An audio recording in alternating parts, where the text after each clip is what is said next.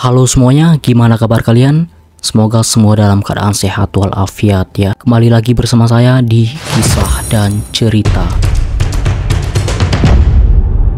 Sebelum kita mulai kisah kali ini, alangkah baiknya kalau teman-teman mendukung channel ini dengan mengklik tombol like dan subscribe yang ada di bawah. Jika sudah, terima kasih. Oke teman-teman, episode kali ini dibuka dengan kalimat besar, dijual ayahku, dibeli bosku. Jam 16.30 waktu Indonesia Barat. Ayah calling.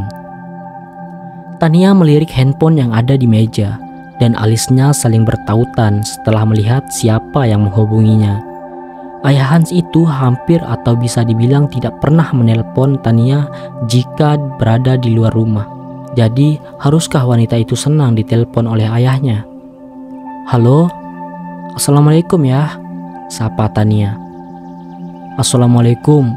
Tania, kamu pulang kerja jam 5 kan? Tanya Hans. Iya ya, ada apa memangnya? Balik bertanya Tania. Ini ayah sama ibu sedang menuju tempat kamu bekerja, mau jemput kamu. Karena kita mau ke tempat acara saudara kita.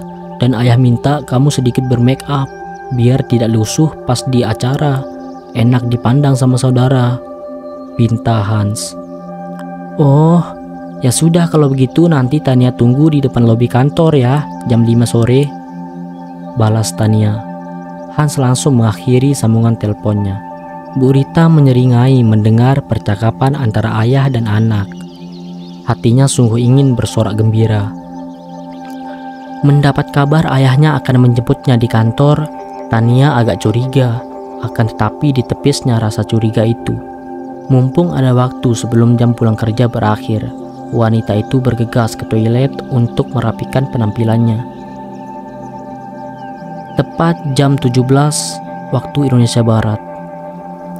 Tania sudah menunggu kedatangan ayah dan ibunya. Tanpa menunggu waktu lama, ada mobil berwarna hitam dan cukup mewah menghampiri Tania. Tania, masuk, seru ayah Hans ketika membuka kaca jendela mobilnya. Semakin tanda tanya di hati Tania melihat mobil mewah asal Jepang, Lexus XM, lebih mewah ketimbang mobil keluaran Toyota Versi Alphard yang membawa ayah Hans dan Bu Rita. Ini kan mobil orang kaya, masa iya mobil sebagus ini dijadiin taksi online? Apalagi sang sopir pakai setelan safari, sudah kayak sopir pribadi, bukan sopir taksi online, batin Tania. Ada acara apa ya? Kok dadakan banget? Tanya Tania sambil melihat penampilan ayah Hans pakai batik, lalu ibu tirinya Rita pakai gaun yang senada warnanya dengan batik ayah Hans. Saudara kita ada yang mau nikah dadakan malam ini, jawab Rita dengan santainya melihat suaminya seperti susah berbicara. Oh, membulat bibir Tania percaya akan ucapan Bu Rita. 30 menit kemudian, mereka bertiga sudah sampai di hotel yang sangat mewah di sekitar daerah Jakarta Selatan. Beberapa orang seperti bodyguard sudah menyambut mereka di lobi hotel tersebut. Hans dan Rita hanya tersenyum kaku dengan beberapa pria tersebut dan mengikuti langkah kaki mereka. Begitu juga Tania yang membuntuti Hans dan Rita. Sejak kapan saudara ayah punya hajatan mewah di hotel bintang 5 ini? Biasanya hajatan di rumah atau gedung serbaguna yang ada di sekitar rumah. Silahkan masuk Bapak, Ibu. Ketika mereka sudah masuk di dalam restoran dan sudah berada di depan ruang VIP, ayah Hans wajahnya mulai pucat ketika masuk ke dalam ruangan VIP. Dan pria itu sudah tak sanggup menatap wajah anaknya. Sedangkan Bu Rita wajahnya tampak sumringah. Di dalam ruangan tersebut sudah ada 2 orang pria paruh baya. Kalau dilihat wajahnya sungguh tidak mengenakkan. Kedua netra pria itu menatap Tania, bagaikan sedang menelanjangkannya di depan umum. Mata pria hidung belang. Silakan duduk Pak Hans, Ibu Rita, salah satu pria mempersilahkan. Dan nona muda, silahkan duduk juga, ujar pria yang lain. Dengan tatapan mesumnya, jantung Tania mulai berdegup kencang dan tanda tanya. Katanya ada acara nikahan dadakan, tapi mana pengantinnya? Yang ada hanya 2 orang laki-laki, tidak ada wanitanya, dan juga tidak ada dekorasi bunga yang biasa terpajang jika ada acara pernikahan. Lumayan Pak Hans, anaknya tidak terlalu jelek, yang penting masih perawan kan? Ucap salah satu pria yang wajahnya berewokan, memindai Tania dari ujung kaki sampai ujung rambut. Ayah Hans hanya bisa mengangguk pelan, tanpa berani menatap ke arah Tania. Salah satu pria lagi menaruh koper di atas meja, kemudian membuka kunci koper tersebut. Terlihatlah tumpukan uang lembaran merah terata rapi. Tangan Bu Rita langsung ingin meraih koper berisikan uang tersebut. Tahan dulu Bu, transaksi belum selesai. Kita akan menunggu tuannya dulu. Apa maksud ayah semua ini? Suara Tania mulai bergetar melihat koper yang berisi uang tersebut. Maafkan ayah, Tania, jawab pelan ayah Hans. Jangan bilang ayah menjual Tania dengan kedua pria ini, kata Tania. Tubuhnya mulai gemeteran, lalu beranjak dari duduknya. Ayah Hans tak sanggup berkata. Ya, kami jual dengan kedua bapak-bapak ini, biar hutang kami lunas, jawab Bu Rita dengan wajah senangnya.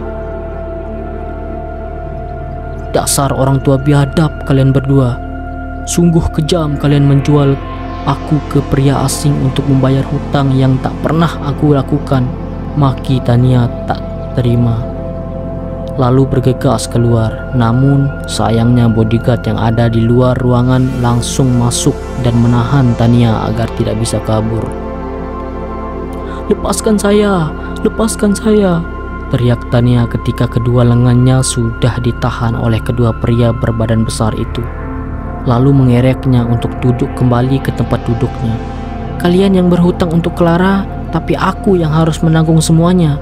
Kalian sungguh orang tua yang tak punya hati. Plak! Hans melayangkan tangannya ke pipi putrinya untuk pertama kalinya, membuat Tania terkesiap. Anggap ini bukti kamu sebagai anakku. Wanita muda itu jadi tercenung. Aku harus berbakti kepada ayahku dengan cara begini, dijual. Tuannya sudah datang. Salah satu pria datang memberitahunya. Tuan yang dimaksud sudah masuk ke dalam ruangan VIP, didampingi oleh seorang wanita yang sangat cantik dan juga beberapa orang di belakangnya. Ayah Hans dan Ibu Rita langsung berdiri untuk menyambut kedatangan orang yang membeli putrinya, Tania.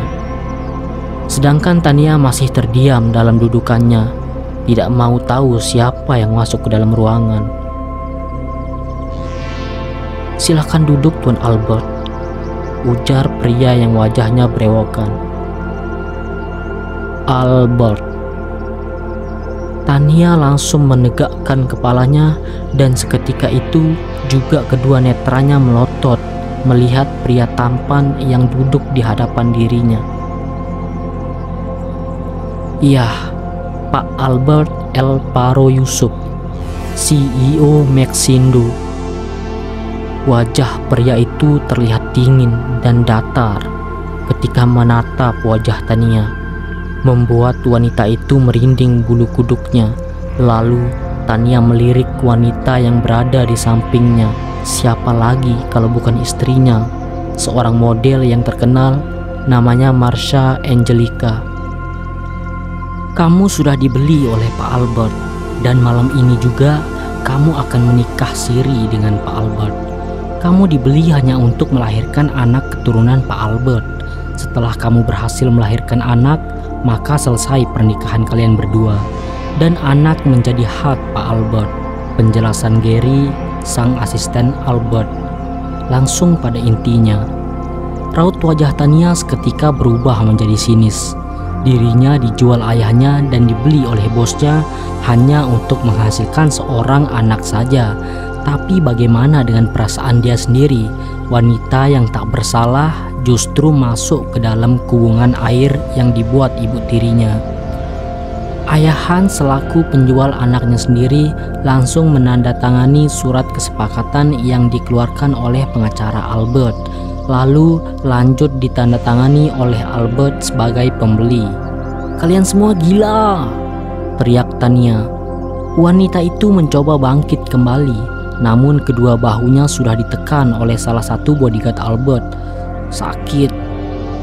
Sejenak Ibu Rita agak tercengang melihat pria tampan itu. Dikiranya yang membeli dua pria yang awal ditemuinya.